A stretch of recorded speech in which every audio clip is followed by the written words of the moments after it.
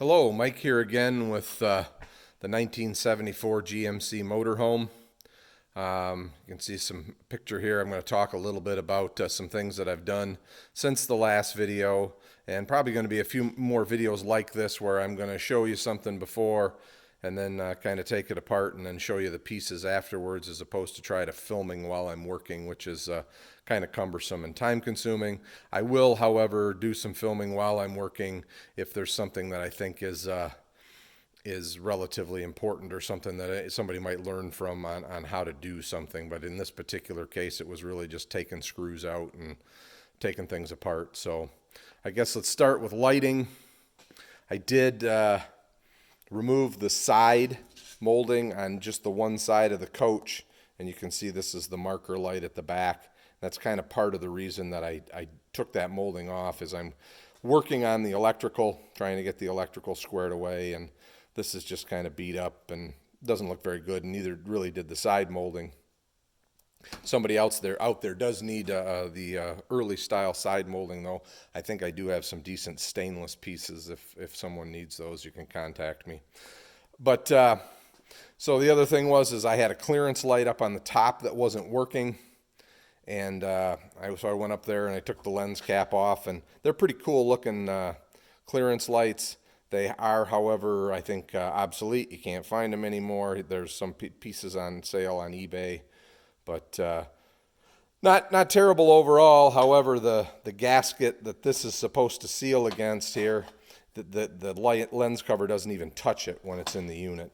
And the reason the light wasn't working is, although they made a nice stainless steel base plate, the light socket is stainless steel, and even the spring in the light socket is stainless steel. They used a plain steel rivet, and that rusted away, and you can see I've replaced that with an aluminum rivet here. And to have the fixture working again. And I did clean it up a little bit, just buffed it up a little bit.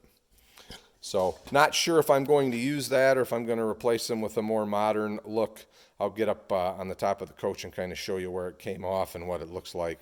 This is the gasket that was underneath it, and then there was a lot of like seam sealer and everything else around it. Another potential leak point is where the ladder was attached up on the roof. You can see this isn't in very good condition. I'm hoping it'll sandblast up, and maybe I'll just paint it black.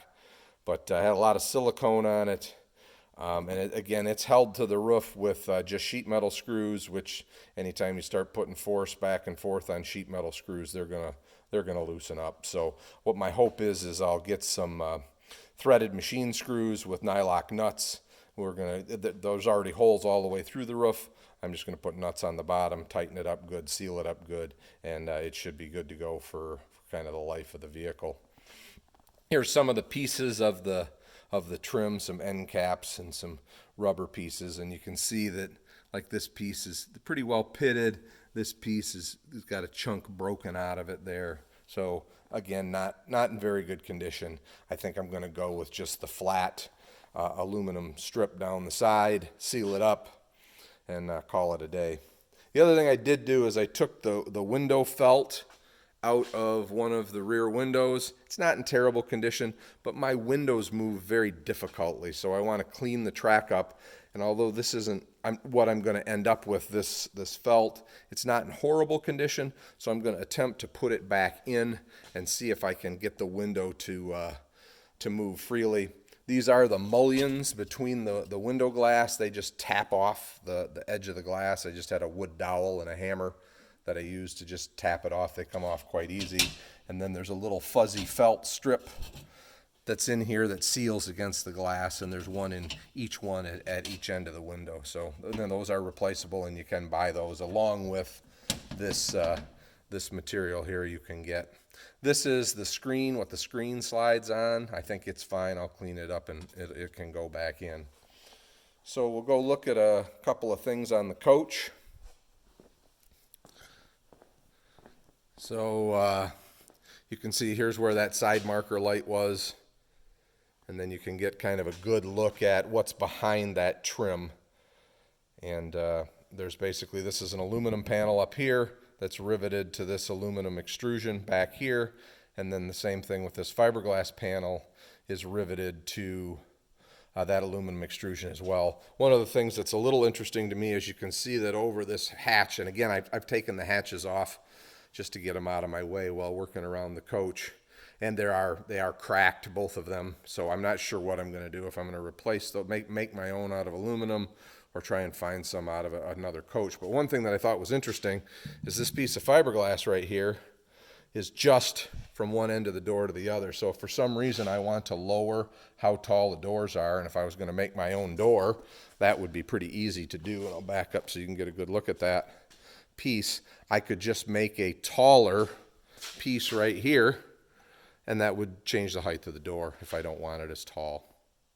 So I think on this side I need it pretty close to that tall for my 20-pound propane cylinders, but on the other side where the generator was, I probably don't need it quite as tall. So as I talked about the wiring, one of the things that I think I've decided is that I am going to gut all of the 12-volt coach wiring, not the taillight wiring, but the coach wiring itself that had the water pump and the little hallway lights and all of that stuff in it, the wiring to the fans and so on. I'm going to pull all of that out of here because nothing's really going to go back where it was. So having that wiring is not really going to help me. If there's something that's run from side to side where I may want to keep it, I may leave that wire in, but that's yet to be determined. And then you can see at some point, someone retrofitted a more, I'll say, more modern taillight with, or that's the way the taillights were, and replaced just the sockets. But you can see that although they tried to do a good job soldering the connections, they're kind of cobbled up and not real nice. So I'm going to pull this whole harness out of the back. It's just plugged in right here. And it does go up overhead all the way to the other side. And I'm going to pull it out and put it on the bench, and I'll do a video on how I clean this harness up and use shrink wrap instead of tape, and try to make a kind of a nicer, cleaner finish out of it, something that I know is not going to arc in the future. The other thing is there was a trailer hitch plug, or a trailer light plug, I should say, on the back of this, and I unwired, or I haven't unwired it, but I've pulled it out from underneath, and I don't know if you can see or not, but it looks like the coach originally came with a way to plug in a trailer harness, but somebody's just kind of cobbled it up and soldered on it, so I'll see what I can do to clean that up. I do want a wire harness back here for the trailer, or really for towing another car, but I'll see what I can do to do a better job. The other thing that was kind of crazy is there was this really heavy gauge wire that was run from one side to the other under the coach. You can see it's attached to the harness here, and then it was also attached over here to the coach, so and run underneath through another hole. And again, I'm trying to plug up all the holes that I can, because I don't want mice and critters in the motorhome when it's all done. So give me a second. I'm going to climb up on the roof, show you a couple other things, and we'll go from there. So here I am up on a ladder next to the driver's side of the coach, and you see this aluminum trim piece. It's got a rain gutter in it, and it covers the seam, kind of like the seam on the side of the coach. It covers the seam from the aluminum roof to, there's another aluminum extrusion here, and then to the aluminum side panel. And there's sealant under it. And this is one of the things that Jim Bounds recommends that you do right away if you've got a leaky coach, because this is one of the primary leak points. It looks like mine has been sealed prior. It's not to say it doesn't need it again, but one of the things Jim said is that the original screws were Torx head, and they are machine screws. And you can see these are Phillips, and I kind of put my screwdriver in this one, and I wrapped it several times with the hammer, and then I to kind of loosen it up and free it up. And I'll take it out here just to show you that it's been, when this replacement was done, or this work was done to maybe reseal that, they didn't put machine screws back in. They put sheet metal screws in, and the problem with sheet metal screws is that over time they just loosen up, and they provide a great path for the water to follow in. They're kind of hard to seal.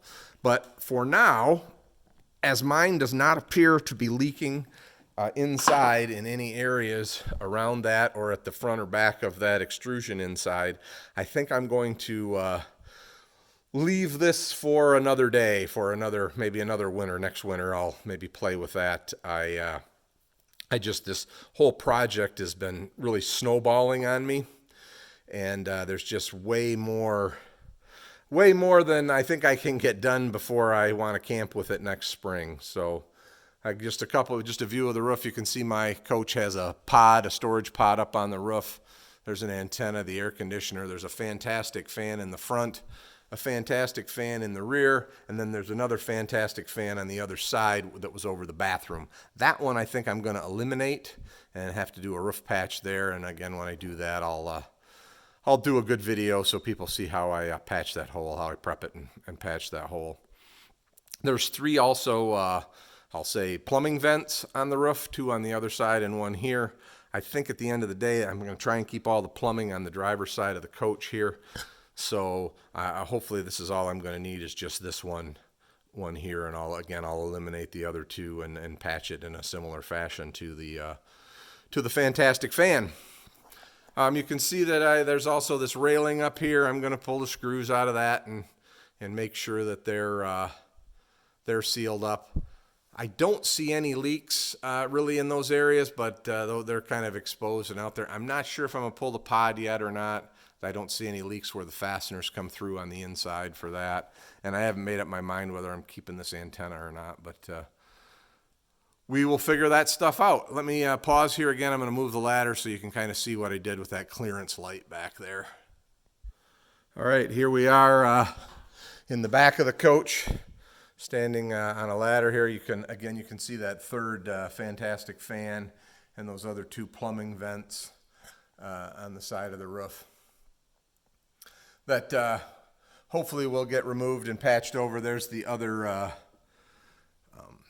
ladder stanchion, and you can see all the caulk that's around it and everything else to stop it from leaking. And here I've kind of cleaned all of the caulk away, and you can see the 3 screw holes. I did run an awl down through these and know where they are inside. It's going to be pretty easy to put nuts on the back side, so I think that'll be a good fix there. There's the spot where that clearance light was removed, and again I've scraped away all of the icky sticky stuff, and we're just left with the 2. These are the threaded insert that the light threaded into, and then the hole for the wire. And then here's another one with the lens cover off, and as you can see, the screws are pretty rusty. I'll get new stainless steel ones of those, especially if I'm reusing these lights. And you can see that the rust here around that ground.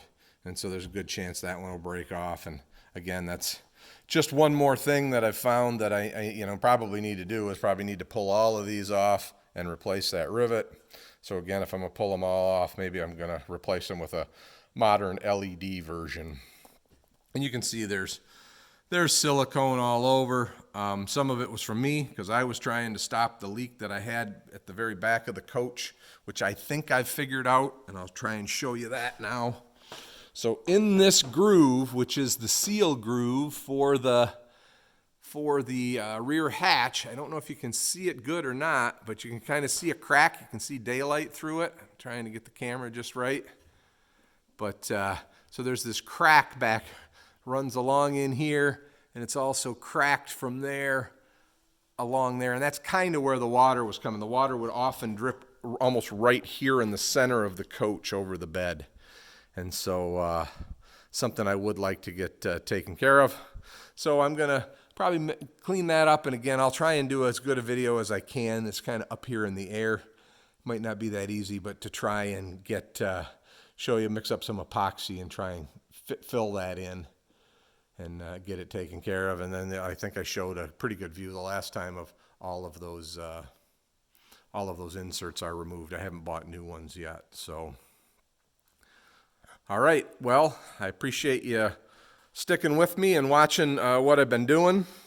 I am enjoying the work, but it is, like I said, it is truly snowballing. I think about all the, this frame is exposed now. I need to clean that up and get some chassis saver on it, and, the holes that need to be patched in the roof. And it's just, like I said, it is really snowballing into a monumental project Fortunately, I am retired, and there is still a chance that I get most of it done before the camping season next year. So keep your fingers crossed for me. Hit the like button and subscribe. Thanks for watching. Bye.